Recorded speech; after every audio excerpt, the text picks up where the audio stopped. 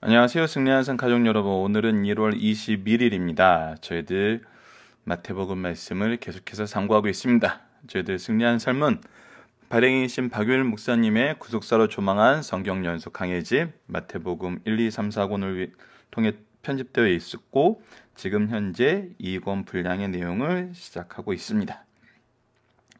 자, 마태복음 전체 구조는 이번 주 초에 설명드렸으니까 저희들 넘어가기로 하고요. 이번 주 말씀 또한 저희들 상반기에 상고했기 때문에 이 부분에 대한 말씀은 승리한 삶 책자를 통해서나 이전 강좌를 통해서 묵상해 주시길 바랍니다. 그동안 굉장히 긴 말씀이었고 그 긴 말씀들이 의미 관계상 하나의 그 교훈, 비슷한 교훈으로 묶여 있기 때문에 함께 상고를 했고요.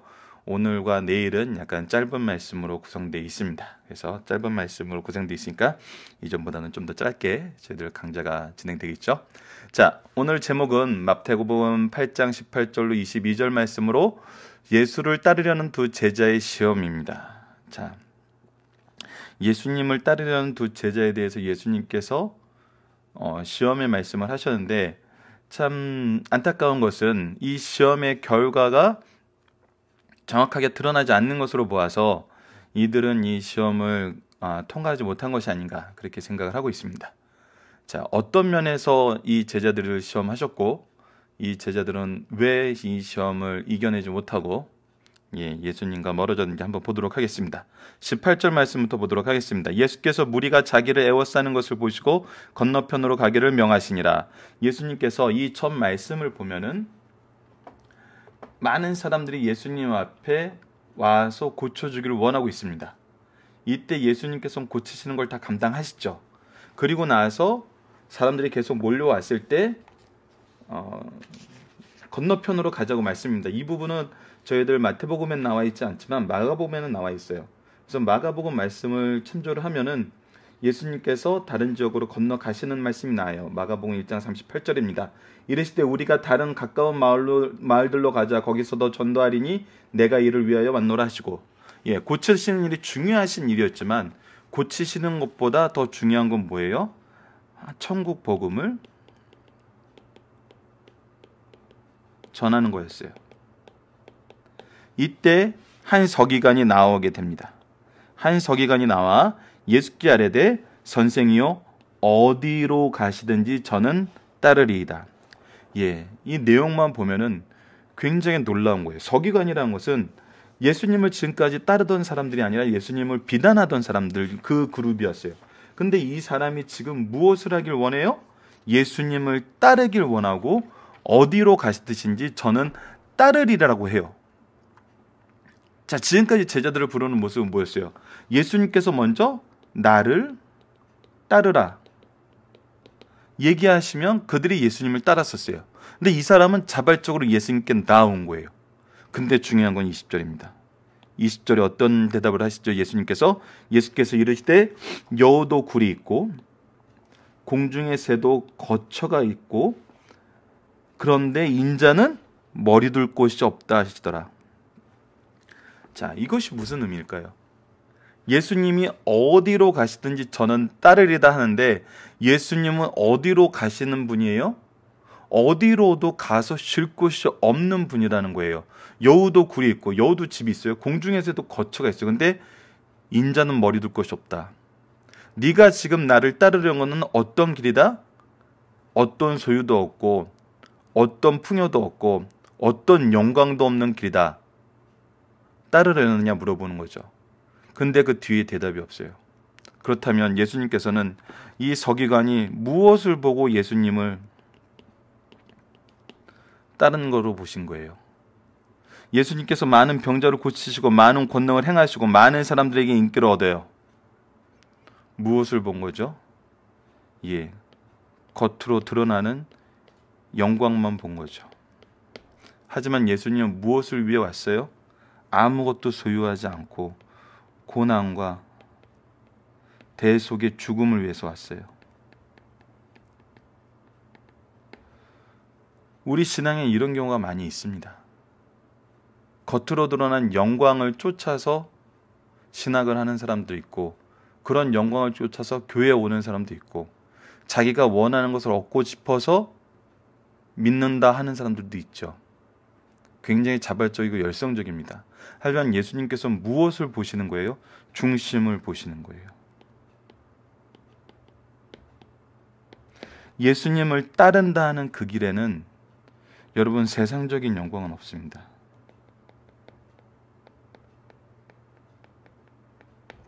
내가 어떤 영광을 구하고 있는지 봐야 돼요. 우리는 오직 어떤 영광만 구해요? 하늘의 영광만 구해요. 천국 복음입니다. 하늘의 영광입니다.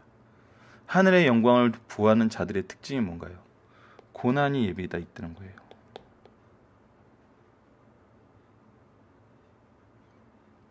그런데 세상 영광을 위해서 예수님을 따르겠다 그럴 때 예수님은 자신의 가야 될 길을 분명히 보여주고 있어요. 그랬을 때 이 사람은 어떤 대답도 없어요. 이것을 보면은 예수님께서는 예수님을 따르는 자들이 헛된 영광을 쫓는 것을 가지고 따르는 것을 원치 않으신다는 거예요. 받아들이지 않으시고 자기의 길에 대해서 설명을 해주고 있어요. 자, 21절입니다. 제자 중에 또 한 사람이 이르되 주여 내가 먼저 가서 내 아버지를 장사하게 허락하여 주옵소서. 자, 아버지가 죽으셨어요. 장례식이 있어요.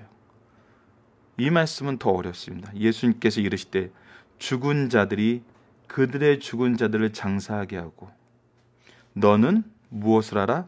나를 따르라 하시니라. 자, 이게 어떻게 보면은 너무 매정한 말씀 같죠? 왜 예수님께서 아버지를 장사하게 하라는데 허락하지 않으시고 죽은 자들이 죽은 자들을 장사하게 하고 너는 나를 따르라고 할까요? 이 말씀의 배경과 의미가 무엇일까요? 예수님께서는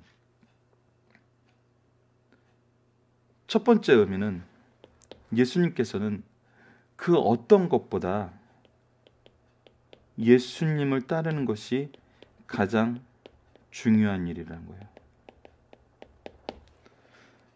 여러분, 시편에 나와 있는 여러 가지 회개의 시를 통해 우리가 경험하게 되는 건 뭐냐면 회개가 선언되었을 때, 그들의 죄가 지적되었을 때, 그들에게 진리의 말씀이 선포되었을 때 세 가지 반응이 있어요.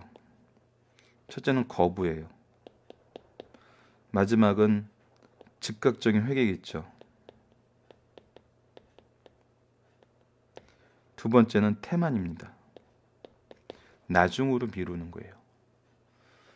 예수님, 저희 부모님이 돌아가실 때까지만. 왜? 저희 부모님은 아직 믿음의 영이 오지 않았습니다. 그래서 첫 번째 이 죽은 자들의 의미는 믿지 않는 자들을 뜻해요.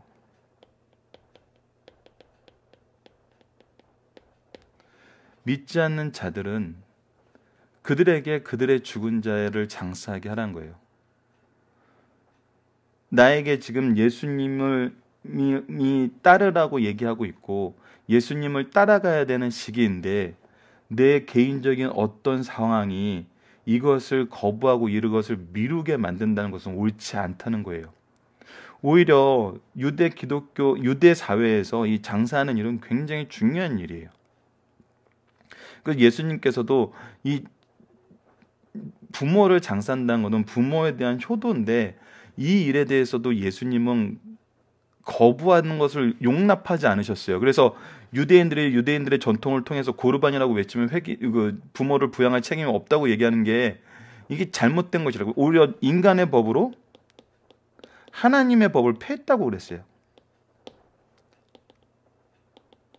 그래서 예수님이 결코 이 효도에 대한 부분에 대해서 면죄부를 주거나 이것에 대해서 금지하시는 말씀이 아니에요. 이거는 맥락이. 첫 번째는 조금 전에 얘기했다시피 예수님보다 더 중요한 게 있어서는 안 된다는 거예요. 두 번째는 이 부분에 대해서 내 아버지를 장사하게 한다는 이 의미는 아버지의 유업에 대한 상속권을 갖고자 하는 거거든요. 즉 세상적인 유익이 먼저 되는 의미가 있어요. 이 두 가지는 어떤 부분에서 하나로 맥을 통해요. 뭐죠? 예수님보다 더 중요한 게 있는 거예요. 예수님보다 더 중요한 게. 어떤 조건이나 환경이 예수님의 명령과 예수님을 따르는 일을 머뭇거리게 할 수 없다는 거예요. 그런데 많은 사람들은 이런 일이 생기죠. 이것 또한 제자들로서 옳은 방법이 아님을 가르쳐줘요. 오늘 말씀은 그래서 두 가지입니다. 헛된 영광을 쫓는 것,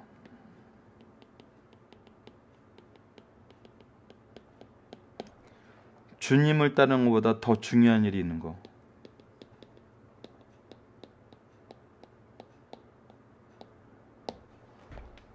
이 모든 것은 중심이 누구예요?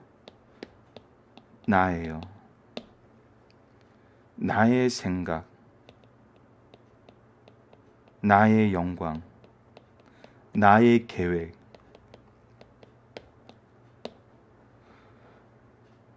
하나님 앞에서 우리가 계속적으로 반복하고 있는 것은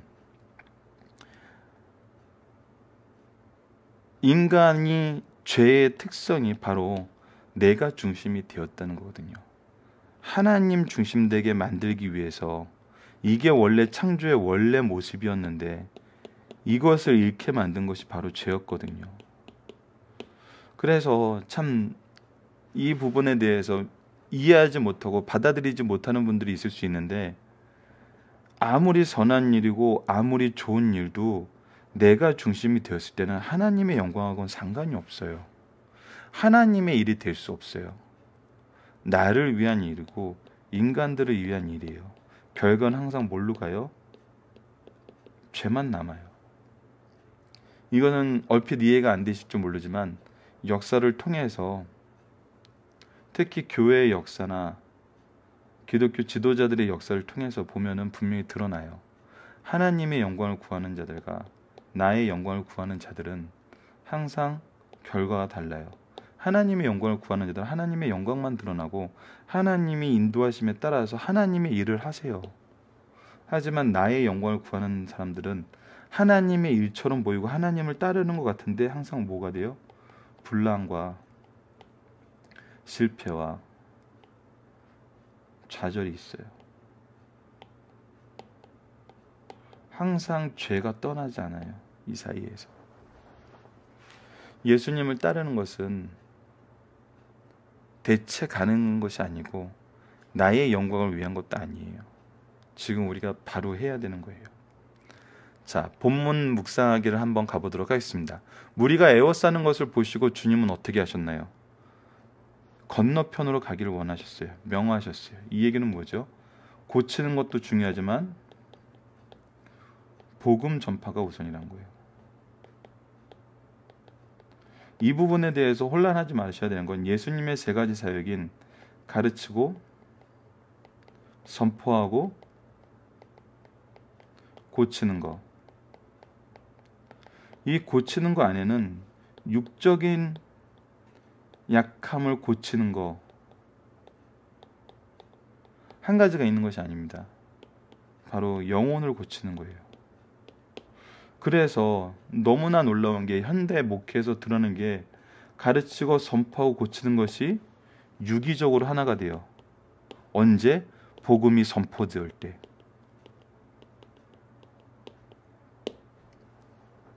굉장히 놀라운 경험이거든요, 이거는. 서기관 두 번째 문입니다. 서기관이 따르고 싶을 때 예수님은 어떤 기준을 제시하시나요? 영광이 없다는 거예요. 영광이 없는데 너희들 나를 따르겠냐는 거예요. 소유도 없어요. 따르겠냐는 거예요. 지지도 없어요. 따르겠냐는 거예요. 네가 원하는 것은 없다예요. 지금 이 서기관들이 원하는 것은 없어요. 오직 하나님의 뜻만 있어요. 놀라운 건 뭐냐면요. 우리가 원하는 영광과 우리가 원하는 소유와 우리가 원하는 지지는 우리 이미 산상수훈에서 봤다시피 어땠어요? 일시적인 거예요. 종과 동록이 도둑이 탐하고 언제든지 가져갈 수 있는 일시적인 거예요. 근데 하나님의 뜻은 어때요? 영원한 거예요. 완전한 거예요. 완벽한 거예요. 우리가 하나님의 뜻과 일치되었을 때 우리는 참된 풍요와 평화와 은혜를 누릴 수 있어요. 그런데 내가 원하는 거, 나의 영광, 이것은 하나님이 주시고자 하시는 게 아니라는 거예요. 예수님의 제자로서 줄 수 있는 게 아니라는 거예요. 3번 문제입니다. 예수님, 아버지의 장사를 위해 가는 자에게 예수님은 어떤 기준을 제시하나요? 즉시 따를 것을 얘기하시죠. 무엇을 버리고 세상적인 이유와 핑계를 버리고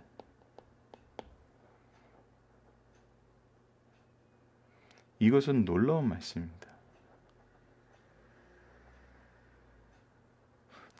따르려는 떠나는 자에게 깨닫게 하시려는 것은 무엇입니까? 너희가 바라는 것은 너희가 중요하게 생각하는 것과 예수님이 하나님이 중요하게 생각하고 바라는 것이 어떻다? 다르다. 다를 때 어떻게 해야 된다? 하나님의 뜻, 주님의 뜻으로 속히 바꿔야 한다.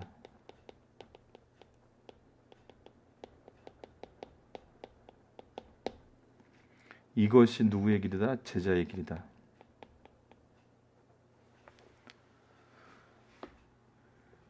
이것을 인정하는 것이 제자로서 굉장히 중요하기 때문에 이 두 제자의 시험을 통해서 지금 우리에게 이 말씀을 주고 계신 거거든요.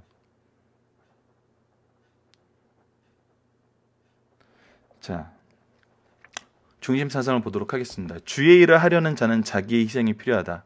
주의 일을 하겠다고 자원하는 일은 세상에서 가장 값진 일이고 좋은 일입니다. 그러나 이 길은 영광의 길이지만 영광을 바라면 안 되는 길이에요. 이 아이러니를 이해하셔야 돼요. 이 길은 매우 영광스러운 길이에요. 주님을 따르는 길은. 하지만 영광을 바라서는 안 되는 길이에요. 내가 원하는 모습으로 안 와요. 사람들을 통해서 오지 않아요. 희생과 청변이 수반되는 길이에요. 권위로 되는 것이 아니에요. 이거는 하나님의 질서가 아니에요. 권위로 됐으면 예수님이 왜 십자가에 못 박히셔서 그 순환 가운데서 죽으십니까? 아니에요. 그래서 그 신뢰가 바로 예수님 자신이라는 거예요. 주님은 타인의 연약한 것을 친히 담당하시고 병을 짊어지셨어요. 어제 말씀이었습니다. 예수님께서는 치료를 해준 게 아니라 그것을 짊어지신 거예요. 그것이 대속의 길이거든요. 그리고 여우도 굴이 있고 공중의 새도 거처가 있을 때 예수님 자신은 머리 둘 곳이 없으셨어요. 더 고난받고 더 낮아지시고 더 비천해지셨었어요. 이와 같이 주의 일을 하는 자들은 무엇이든지 포기할 수 있어야 돼요. 이거거든요.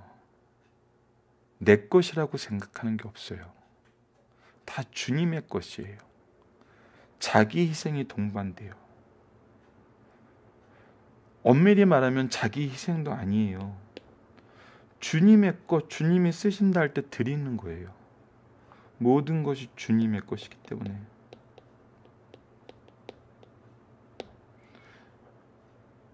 이것을 가지기 위해서 자기 희생이라는 단어를 빌려온 것 뿐이에요, 여러분. 알고 나면 내 희생이 아니었어요. 내 것이 아니었기 때문에. 그랬을 때 주님께서는 우리를 뭐라고 평가하세요? 착하고 충성된 종이라고 하죠.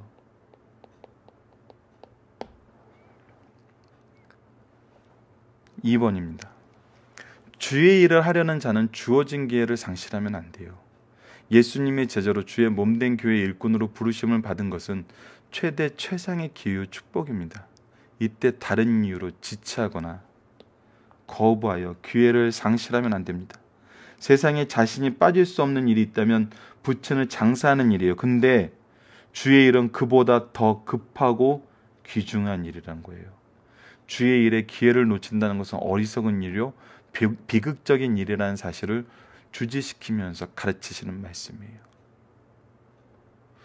다른 기준으로 주님을 따르는 길을 지연시키거나 거부하는 것은 너무나 미련한 일입니다. 우리 뒷부분에 부자 청년에 대해서도 앞으로 상고하게 될 텐데 동일한 일이 발생하고 있죠. 무엇 때문에? 재물 때문에. 자, 3번입니다. 주의 일을 하려는 자는 주께 헌신하며 죽도록 충성해야 된다. 주께 충성할 수 있는 일이 주어졌을 때 거부하거나 지연시켜는 안 된다. 즉 주의 일을 하는데 어떤 변명이나 타협이 있을 수 없어요. 주님께서 나를 위해 십자가에 죽기까지 희생하셨다면 제자된 성도들도 주를 위해 헌신할 때 죽도록 충성할 것을 가르쳐 주시는 말씀입니다. 충성이거든요. 누구에게? 주님께. 예수님께. 누구가 가르쳐준 방법대로? 예수님이 보여주신 방법대로.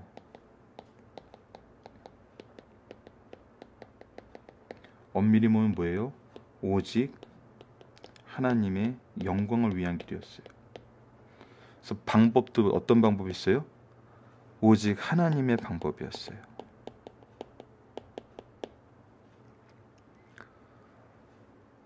자, 살펴보기 정답은 강좌를 통해서 다운받으시고 이 말씀의 의미를 좀 더 깊이 있게 여러분들이 확실하게 확인을 해주시고 적용하기 문제를 보겠습니다. 우리가 열심히 말씀을 배우고 교회를 중심으로 신앙생활에 최선을 다하는 이유는 무엇일까요?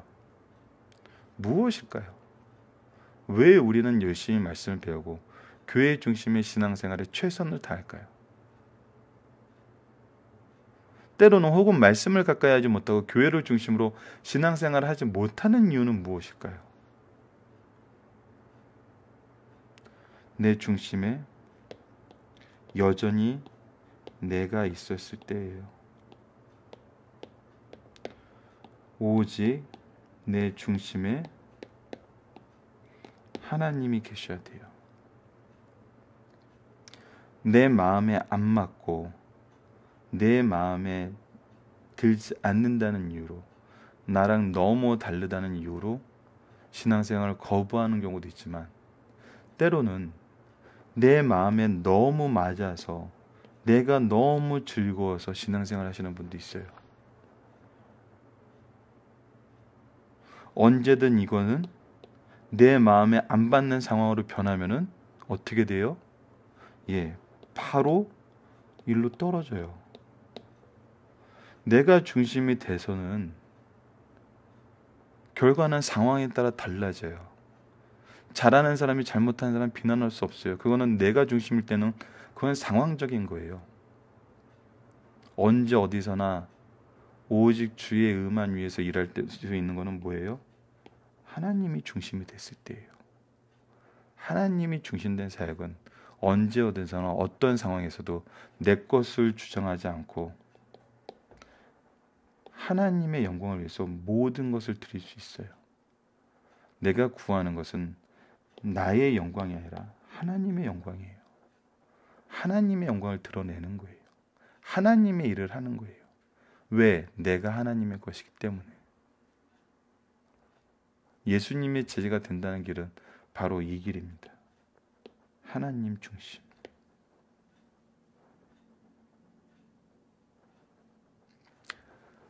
자, 말씀을 기초로 기도하기를 통해서 마치도록 하겠습니다.